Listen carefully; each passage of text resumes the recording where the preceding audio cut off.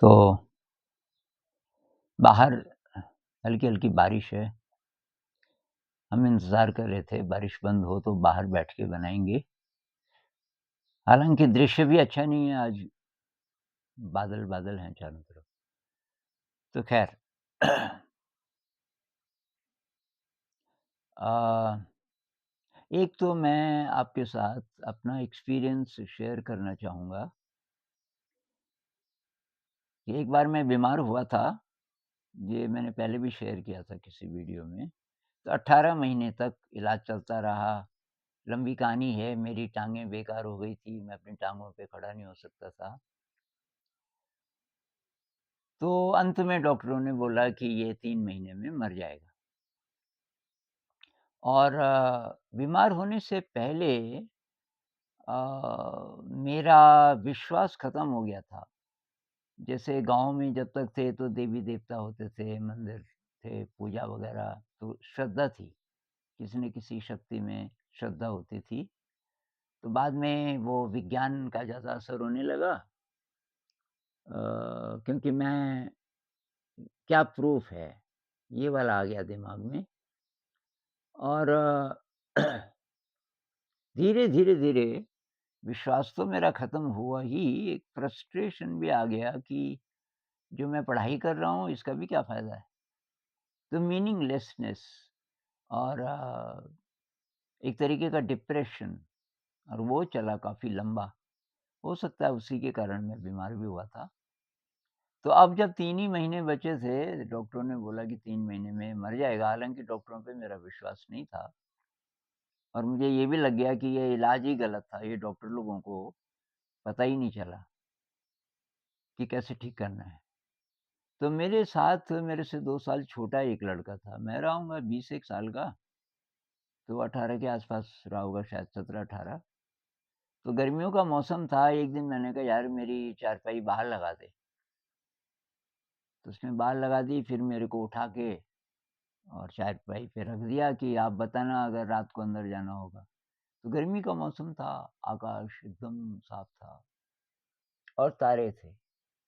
तो मैं तारों को देख रहा था, लेट-लेट के देखते मेरे मन में ये प्रश्न आया कि पृथ्वी को बने हुए करोड़ों साल हो गए, ये इतनी व्यवस्थित कैसे घूम रही है सूरज के चारों तरफ? और फिर कहते हैं गुरुत्वाकर्षण है जिसके कारण ये पृथ्वी गिरती नहीं है, छिटक के बाहर नहीं जा पाती, दूर नहीं जा पाती या सूरज में भी नहीं गिर पाती, क्योंकि वो गुरुत्वाकर्षण इतना बैलेंस्ड है कि पृथ्वी अपनी ही कक्षा में घूमती रहती है। मेरे मन में ये प्रश्न आया, इतना व्यवस्थित कैसे?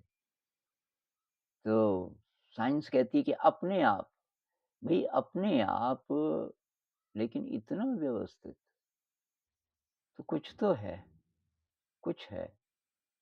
फिर मेरे दिमाग में ये भी आने लगा कि इन सारों का असर भी होता होगा, सूरज की रोशनी का हम पे असर होता है। तो ये जितने ग्रह नक्षत्र हैं आकाश में और अचानक मुझे लगा कि कोई बहुत बड़ी शक्ति है और उस शक्ति का उस शक्ति से मैं भी जुड़ा हूँ। मैं भी मेरी ज़िंदगी को भी चलाने वाली वही शक्ति है और अचानक पॉज़िटिव फीलिंग, बहुत ज़्यादा पॉज़िटिव फीलिंग।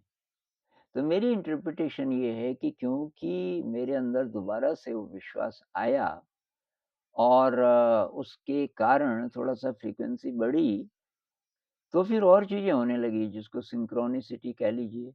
उसके अगले ही दिन अचानक मुझे लगा कि मेरी टाँगें ठीक हैं और मुझे यमुना नदी के किनारे जाना है। यमुना नदी थी 250-300 मीटर वहाँ से और उस दिन मैं बहुत ज़्यादा एनर्जी से भरा हुआ और उसी दिन मुझे एक बुज़ुर्ग मिले और मेरे भाई को भी लेके आए और उन्होंने मेरी आँखों में देखा। मुझे बोला 1 मिनट मेरी आँखों में देख और मैंने एक मैं देखता नहीं था किसी की तरफ उन दिनों क्योंकि सबकी आँखों में यही रहता था कि ये मर ही जाता तो अच्छा था। ऐसी हालत में क्या फ़ायदा? खड़ा भी नहीं हो सकता अपनी टाँगों पे। तो 1 मिनट मैंने उनकी आँखों में देखा, उन्होंने बोला ठीक हो सकता है और एक वैद्य जी का एड्रेस बताया और वहाँ हम गए और मैं डेढ़ महीने में साइकिल चलाने लगा, वॉलीबॉल खेलने लगा। तो मैं ये इसलिए बता रहा हूँ कि बहुत लोग ना ये और लोगों को पढ़ के या पहले से भी उनके अंदर आता हो कि नहीं ये ऐसा कुछ नहीं है, अंधविश्वास है।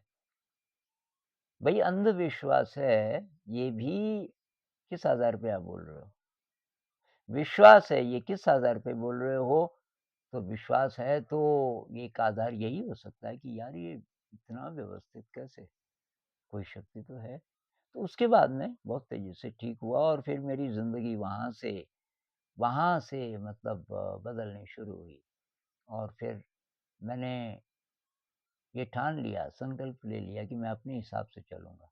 मैं ढूँढूँगा कि मैं क्यों आया इस जगत में और मैं समाज के हिसाब से, फैमिली के हिसाब से, उनके हिसाब से नहीं जिऊँगा। मैं ढूँढूँगा मुझे किधर जाना है और क्या करना है।